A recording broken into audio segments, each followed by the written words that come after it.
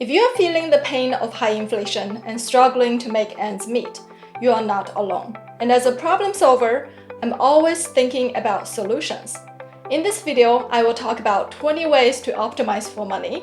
It is possible to save money without compromising your lifestyle. Some of the savings could be thousands of dollars. That means you will be able to stop living paycheck to paycheck and have more to invest in your financial future and freedom. I'll go from small savings to large ones, so make sure to stay until the end.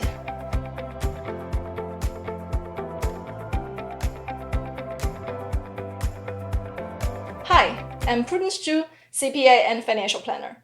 Our family accumulated our first $1 million in 7 years by diligently saving and investing. And I'm here to inspire and empower you to do the same. First, I have to disclose that today's video is not sponsored by any businesses, so there's no conflict of interest in any of my recommendations.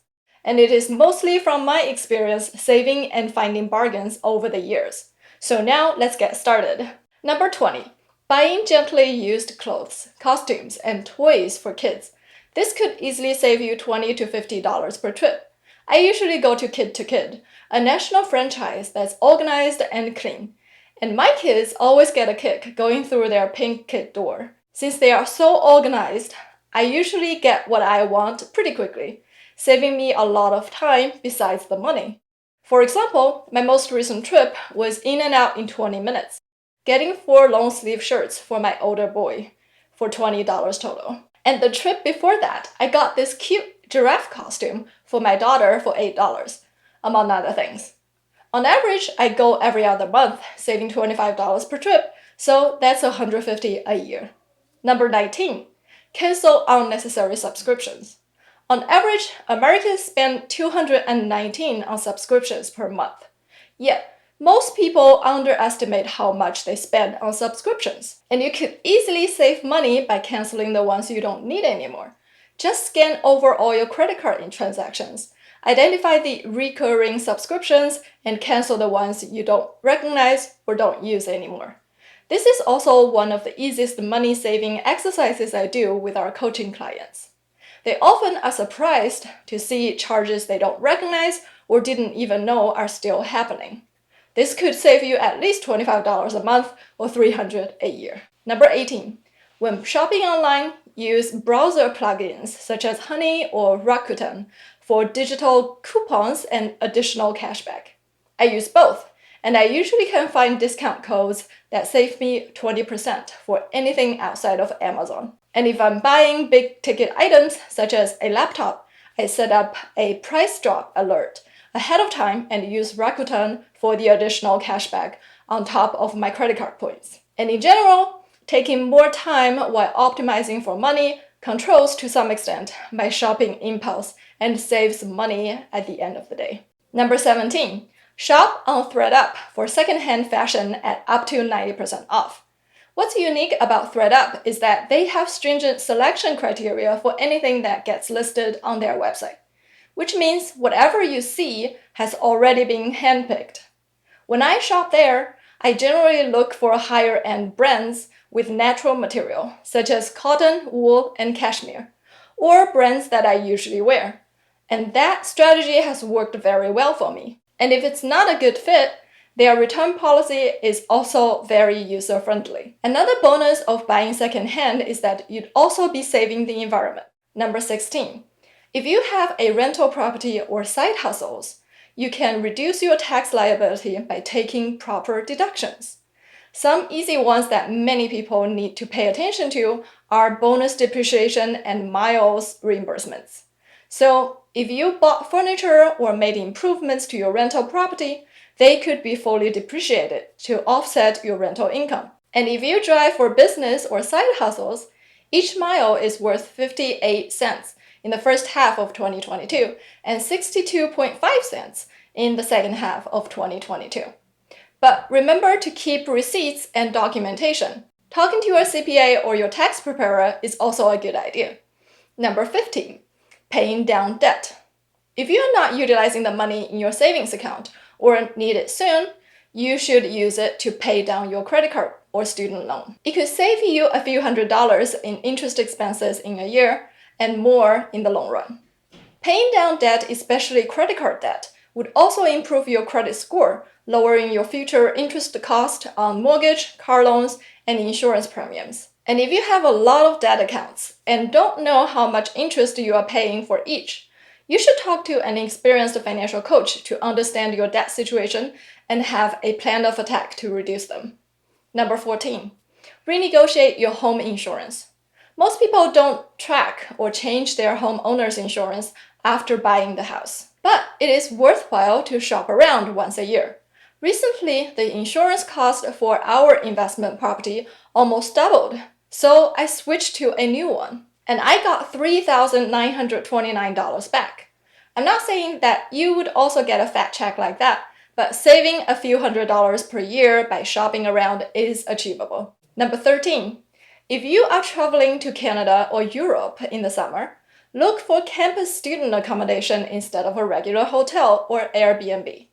Many universities such as UBC in Canada and Trinity College in Ireland offer hotel standard rooms for half the price. Your savings could be a few $100s depending on how many rooms you need and how long you stay. They are booked out very quickly, so make sure to start planning early. Number 12, price match. Not only after the purchase, but also at the time of purchase. I once saved $120 on a nail gun at Home Depot by showing the manager the price on Amazon. And in today's digital age, price matching is easy to do. In the old days, you would need to keep printed receipts, which was a hassle. Nowadays, you can get digital receipts, making price matching much more effortless. And most stores would honor price matching within a month if you ask politely, especially right before closing hours. So start getting your receipts digitally and you might save a few $100s a year. Also, if your purchase is on Amazon, it's easy to return and repurchase at a lower price when the item goes on discount. Number 11, rent your outfit for special occasions instead of buying. If you have a special event to attend, consider renting instead of buying. A lot of times, the dresses I've got over the years were worn very rarely, which takes up mental and physical space. The last time I rented, I got a matching evening bag, earrings, and tiara, and I felt like $1 million. Sorry I don't have a better picture to show, but the memory is priceless, and I'll never forget it. Those were the good old days before having kids. Number 10, auto insurance. If you have been with your auto insurance company for a while and don't drive often, there might be an opportunity to get lower cost insurance by shopping around. Auto insurance is usually renewable every 6 months. Increasing your deductible is an effective way to lower your auto insurance cost, as long as you have a small emergency fund when you need it for deduction. Also, make sure to have the right coverage, not the state minimum. Unfortunately, 1 in 8 people on the road is uninsured, and even more are underinsured. Trust me, you never want to find yourself in a bad accident and not have enough coverage. Number 9, buy home and seasonal decoration at estate sales.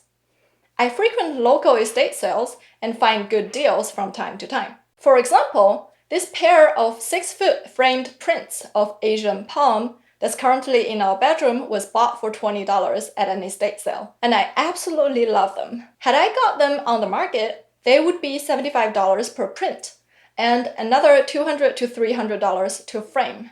So they would have cost me $650 if they were new. Also, this 8 by 10 feet Pottery Barn wool area rug was less than $100, whereas the retail price would be over $1,000. The website I use for estate sales is estatesales.net, and you can put in your zip code to see what's available in your area. Number 8, become a mystery shopper and eat and shop for free. Usually, they are for new restaurants and services that need reviews or quality control. I haven't tried it myself, but I have heard people saving money by doing this as frequently as twice a month. If you have experience being a mystery shopper, please let us know your story in the comments below. I would really appreciate it. Number 7, do your grocery shopping at Winkle Foods or Aldi. Winkle Foods is a majority employee-owned supermarket chain, And you can get big brands groceries and supplies at half the price of a regular grocery store. Aldi, on the other hand, is a German multinational family-owned discount chain. They have white label products that are as good as name brands at a fraction of the cost. My mom's favorite is this all-purpose flour at $2.35 for a 5-pound bag in our area. Number 6, use free library resources. We all know that libraries have books, but it's less known that they also have other free resources, such as museum passes and tools. In Phoenix, for example, you can borrow culture passes, which provides free access to places like the Botanic Garden, Phoenix Art Museum, and Heard Museum. The selection is even more extensive in Chicago, where we used to live. Children's Museum, Shedd Aquarium, Field Museum, Botanic Garden, you name it. Each one could easily save you $30 per visit. Also, tour libraries are getting more popular.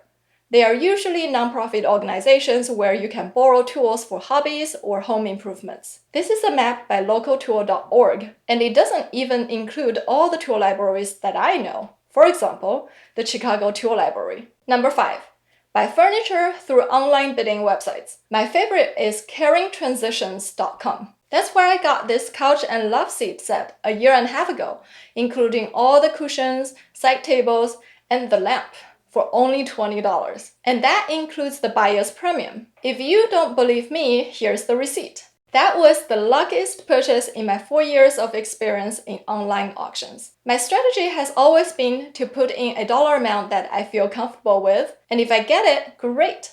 And if I don't, I know there will be plenty of opportunities and choices in future auctions. Number 4, buy a certified pre-owned car. This will save you a few $1,000s and lower your car payment, including the interest expense for years to come. For example, if you get a new car for $30,000 on a 5-year loan, even if you have an excellent credit score, your monthly payment would be $591. Whereas if you get a certified pre-owned car, which would still be in good condition, your monthly payment would be $453, saving you $138 each month for 5 years. If you put that money in the stock market consistently, making an average return, it would be worth $10,775 5 years later. Number 3, get a good coffee machine. Both my husband and I are coffee drinkers.